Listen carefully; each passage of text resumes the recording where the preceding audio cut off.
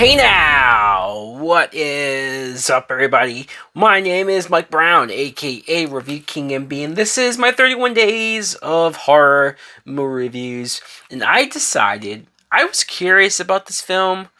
Sadly, not curious enough to see it in theaters, which might have added to the reason why it completely bombed.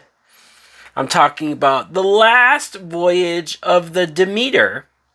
This is a 2023 film that was directed by Andre Ovredal.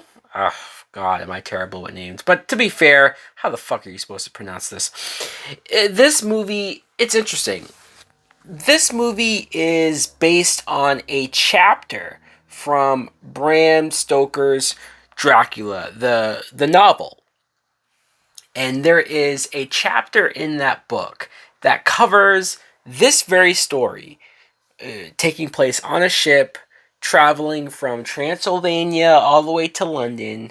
Now, usually this chapter is skipped, it might be referenced or mentioned in other movies, but this movie decided, hey, let's actually cover that shit. And so, what we have is one of the most depressing and dark horror films I've seen in a long time. I can say that I kind of enjoyed the movie, but not overly enjoyed it because it did end in a way where I was like, fuck.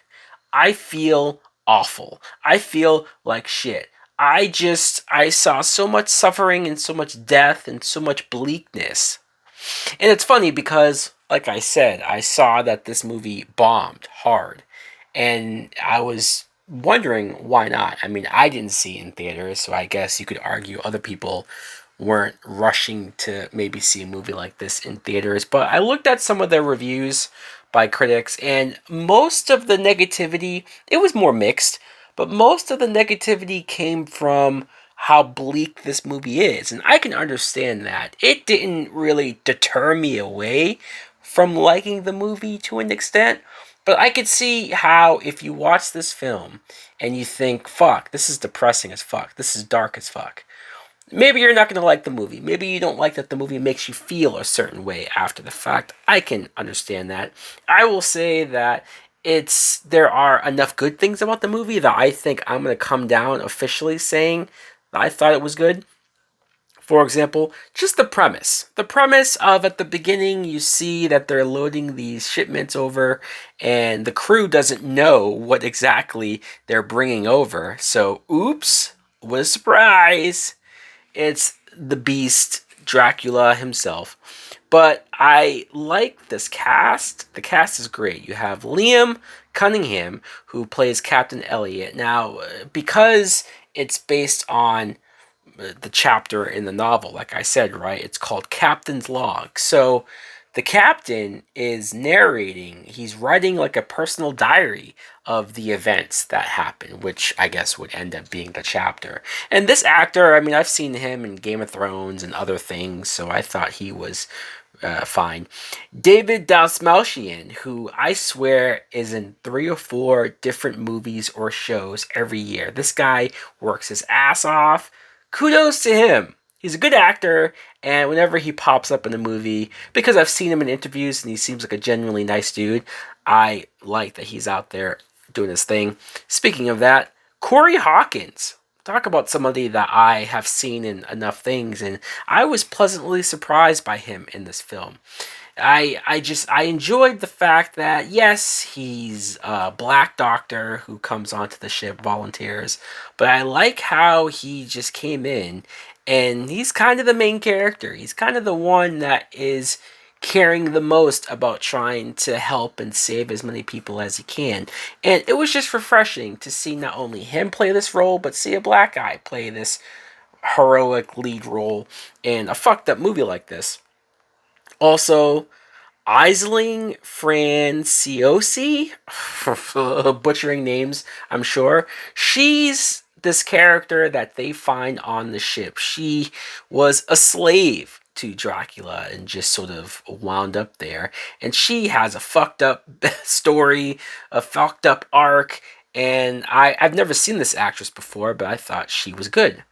Now, Dracula it's listed that he's played by Javier Botet, but it's hard for me to get a grasp on what a physical actor might have been doing in this role because, for the most part, Dracula is a creature. He does not look human.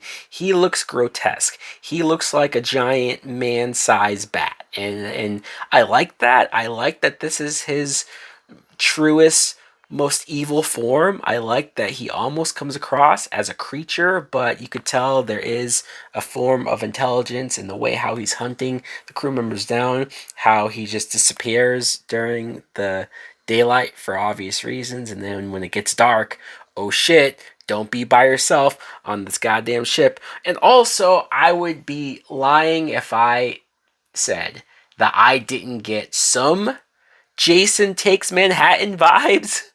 Just in the sense of, like, in that movie, Jason's on a ship killing people off. But because that movie was so lame and so silly and goofy, and because what they were promoting was Jason in New York, this movie wasn't saying, like, hey, you're going to get Dracula in London or in the city. Plus, you've seen that before. This was primarily marketed on Dracula's on a fucking boat.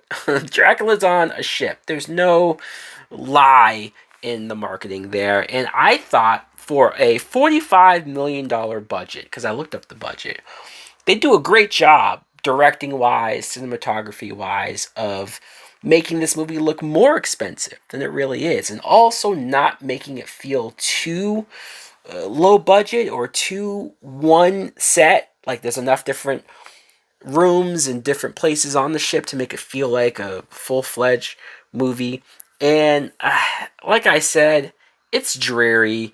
It's a film that is devoid of humor and a lot of death. But if you're okay with that, I think this is a decent watch. I think especially there was a bunch of scenes that made me feel a little nervous or made me feel a little worried for characters, and I think that's a big accomplishment for somebody that doesn't get scared a lot, for somebody who jump scares don't work on me, right? I need a little bit more than that. I thought this movie did enough.